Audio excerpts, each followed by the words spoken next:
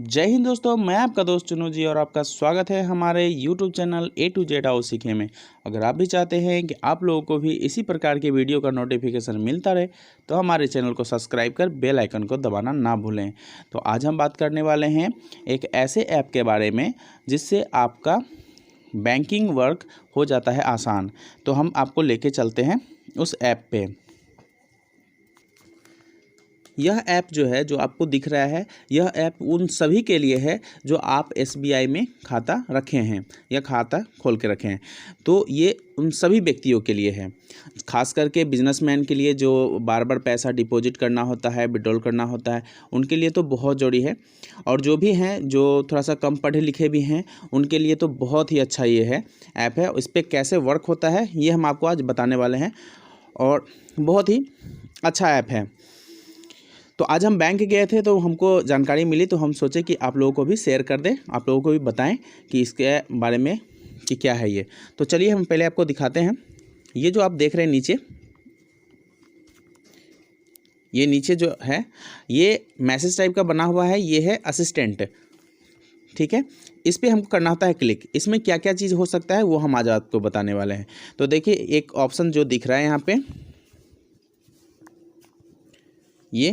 ये हो गया आपका डिपॉजिट का, डिपॉजिट इन सेविंग। ठीक है, उसके बाद हो गया आपका लोन डिपॉजिट।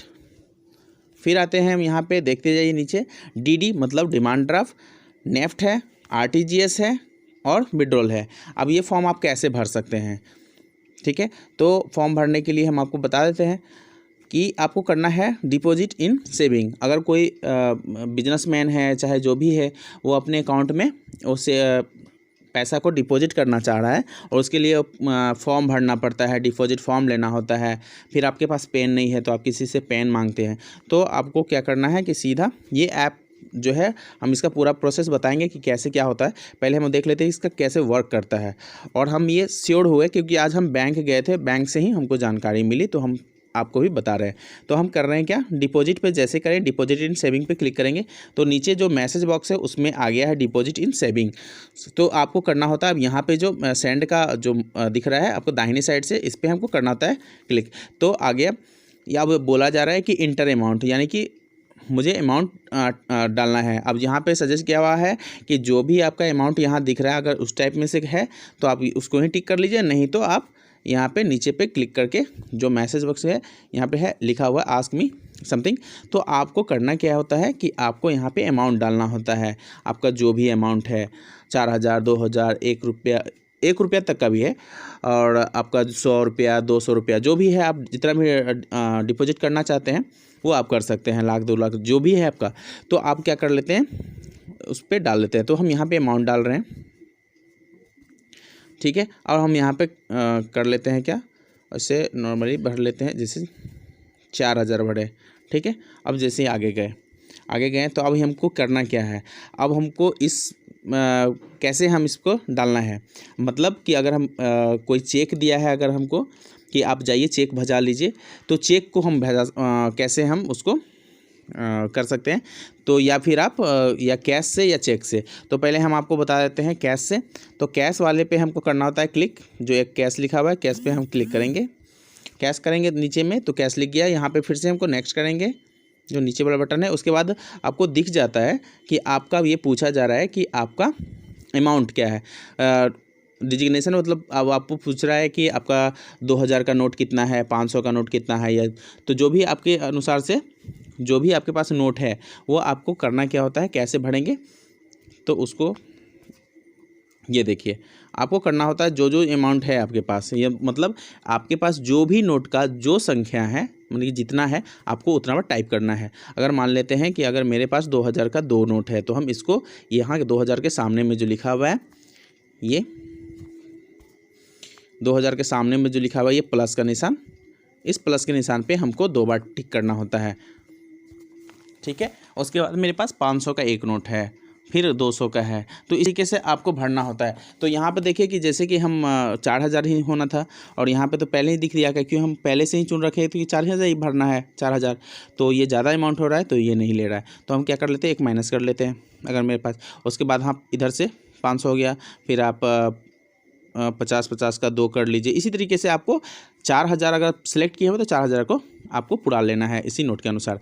तो इस तरीके से आप काउंट करने के बाद तो आप कर ही लेते हैं। उसके बाद जैसे ही आप ये कर लेंगे तो यहाँ पर आप आता है एक और ऑप्शन है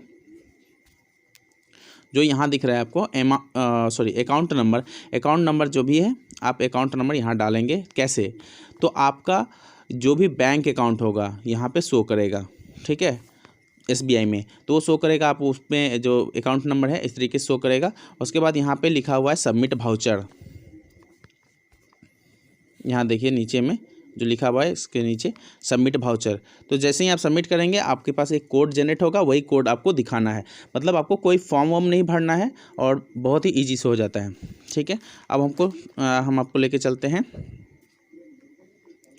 हम कैश चेक के माध्यम से। अगर चेक के माध्यम से चलते हैं तो चेक पर अगर हम 5,000 भरते हैं तो 5,000 में अगर 5,000 का कोई चेक हमको दिया है तो ठीक है। अगर कोई आपका लोन, अब देखिए यहाँ पे क्या लिख रहा है कि सेविंग, अगर सेव करना है या फिर आपको अगर कोई लोन वगैरह लिए हैं तो आप लोन का भी डिपॉजिट कर सकते हैं, चाहे जो भी चीज़ जिस टाइप का आपका लोन हो। तो हम सेविंग पर कर लेते हैं, सेविंग कर लेते हैं, सेविंग का आ गया ऑप्शन। उसके बाद ये होता है क्या कि किस अकाउंट में फ्रॉम, तो चेक दिखा दिया गया, ये आप डाल सकते हैं फ्रॉम, ठीक है। और आपका यहाँ पे डाल सकते हैं किस अकाउंट में चेक के माध्यम से आप भेज रहे हैं, तो यहाँ पे आप डाल देंगे टू, ठीक है। तो मेरे पास तो दोनों ही सेम ही है तो इसीलिए हम नहीं कर रहे हैं। तो आपको इस टाइप से कर सकते हैं या फिर अदर भी ले सकते हैं। तो इसी तरीके से आप बहुत इसमें सर्विस है जो आप यूज़ कर सकते हैं। फिर है DD है, डिमांड ड्राफ्ट भी बना सकते हैं, RTGS है, विड्रॉल फॉर्म भी है, विड्रॉल फॉर्म भी कर सकते हैं आप। तो इस तरीके से भर सकते हैं। तो आप ये अब कैसे डाउनलोड होता है, अब इसके बाद तो आप खुद से भी कर सकते हैं, लेकिन हम थोड़ा सा बताना चाहे थे बस इसीलिए बता दिए। अब हम आगे बता रहे हैं आपको कि कैसे हम इसमें रजिस्टर्ड होना है। तो हमको क्या करना है वो हम आपको बताने जा रहे हैं। तो हम आ जाते हैं प्ले स्टोर पे। प्ले स्टोर पे हमको सर्च में लिखना होता है